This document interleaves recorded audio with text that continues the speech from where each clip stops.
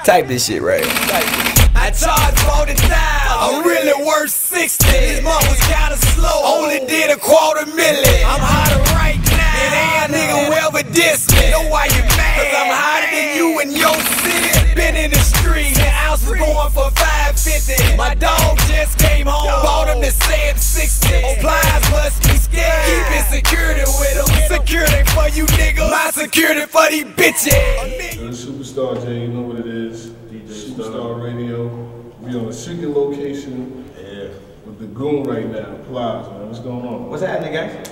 Chilling, man. Trying to figure it out. What's up? Got so many albums coming out right now. You know what I'm saying? Like every year you drop an album.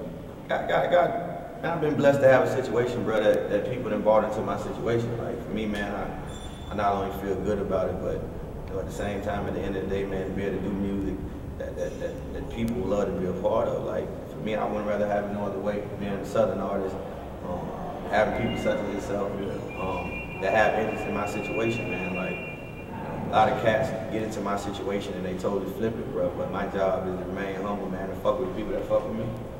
You know, like I've been following you for a while, and it's not just about the singles with you, because like even when we was talking about the DVD, we seen each other on the DVD. Right. You've been performing records that totally could never be on the radio if people were singing it word for word. For me, man, I feel like, man, anytime you give people music, man, that allow them to touch them emotionally, mentally, bro, and be a therapy for them for their day-to-day activities, man, like, that's a blessing to be able to do it. Like, for me, I can make the huge, broad records, but you know, I can come back and make the emotional records, running my mom crazy. I can come over here and make the gangster records and Goons lurking, a lot of them other records. And for me, man, I think a lot of times, a lot of artists are pigeonholed. They only can do one thing that people accept from them. But for me, man, my situation has been a situation that people just actually like to hear what it is that I'm talking about and how I actually deliver it. Not trying to do it from a super lyrical standpoint, but just being me, man, and give you what I like to call reality music, and a lot of people involved into that. Yeah, like real music. Like now you got like, you did Becky, you know what I'm saying? Then you did Plenty Money, then the Wasted record, you know what I'm saying? The Usher record, and it's like, when I heard Becky, I was like, the album about to come out. You know what I'm saying? Like, I'm like, it's like, and then Plenty Money just came out of nowhere, and I was like, the album about to come out. And see, bro, I was talking to niggas, man, like, for me, bro, like, to hear y'all give me my rundown and my resume, how y'all give it to me, like, not only do I salute y'all niggas for it, but it made me feel good about what I do. Like for me, not really being in New York all the time, like, I ain't really know if niggas really fuck with me or not. Like, you know what I mean? Because I'm never up here as much. You know, but then I get calls from people that, you know, whether it's from the label and say they was in the club and they heard this record, motherfuckers went crazy and they heard this record. And for me, man, like, that mean a lot coming from where I come from. Like, a lot of niggas don't even make it from where I'm from. You know what I mean? And for me to be able to show niggas that you can be a nigga that, street nigga, can figure out a way, man, to apply your time and apply your life to your music, man, and do good business, which is the thing that I look forward to the most. Like I take pride in niggas spending money on me in terms of promoters and shit. Like a lot of niggas never thank the promoter, but like without the promoter, without niggas that care about my situation such as what we doing right now, I know it wouldn't be no me, man. And I'm just cool with the love and embracement that I get. I wanted to ask you too, like, you know, you got a lot of political views and you're very intelligent, brother. Is it true that your brother just came home? Yeah, just came home. Actually, he up here now, man. He actually just went and checked in the hotel, but that's what makes this situation special. How's he enjoying it to see you? He's good, man. Like, he love New York. Like he in New York when I ain't in New York. Like since he been home, like, dude, just. Let me get your views on the penitentiary itself. Do you think it helps brothers, or does it is it something to bring us down? Because you know, like now a lot of rappers doing time, right? Gucci, Weezy, and all that. Do you think are we targeted, being that, you know, we hip hop and black and successful? The thing about being black and successful, you target about both races. You target about us. Yeah, period. And you target about people who don't want to see us with what we have. But for me, man, I've been in that situation where I knew I was living my music, I was doing whatever I was doing. Cracker pull us over, and it's X amount of guns in the car. Like, for me, I ain't get it. Like, I failed in, and a lot of my partners failed. It cost me a lot of paper and a lot of heartbreak.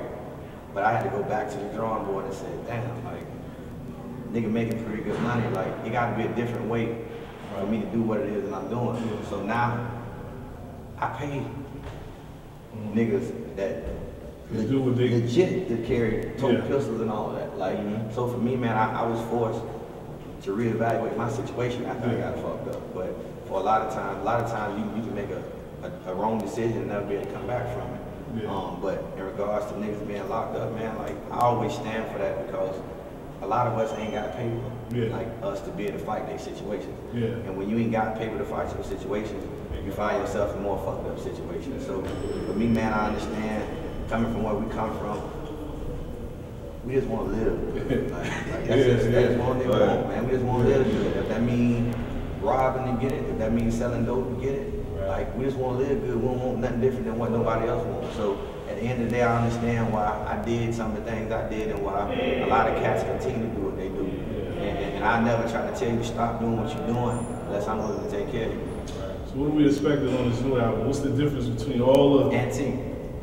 Antique is better than classic this time. Like for me, man, I had a person that my brother, man, not only is he my brother, like he my other set of easy, my business partner, like everything I done did in my life, like, you know, whether it was hustling to get money together, whether it was being in shootouts with niggas, like, I did it with him. And 2 times, 6 years out of my life, like, he done been in prison twice. So for me to lose him out of my life, a total of 6 years of his life, as well as mine, like, it put me in a different space, man. Like, this album, him was able to go through my mixtape days, all the way up until my last album.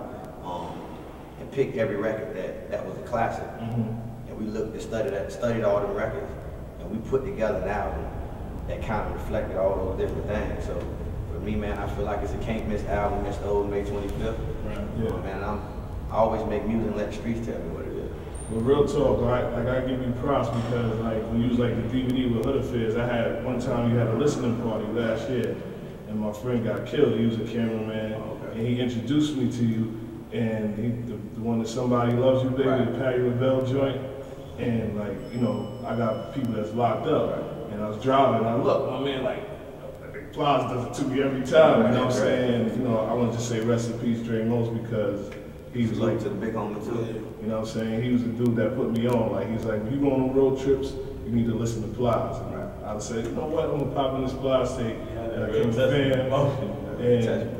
And it was crazy ever since, but like appreciate y'all for it, man. I appreciate it, man. For me, man, like I said, bro, no different. I tell you on camera than I did. I told you off camera, like, this is what it's about for me. You know what I mean? Like, I feel like I can make music to help niggas through their situations, bro.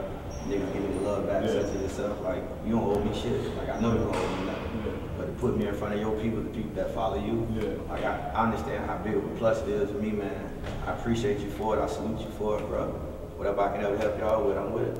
All right, cool, man. Appreciate it. Real quick before you get out of here, tell us how the ladies is treating you lately, because you know, Plies, the lyrical content is real. It could be a little hardcore and aggressive, but what do the women think about it? I'm all right at the female department. You heard it first, right? I ain't tripping, man. All my goon ass up top, man. I appreciate y'all fucking with me, man. New album, I got some more of this shit that actually draws y'all in and lures y'all in and fuck with me, man. So May 25th, Goon affiliated and Stone. So the reality show too. The reality show.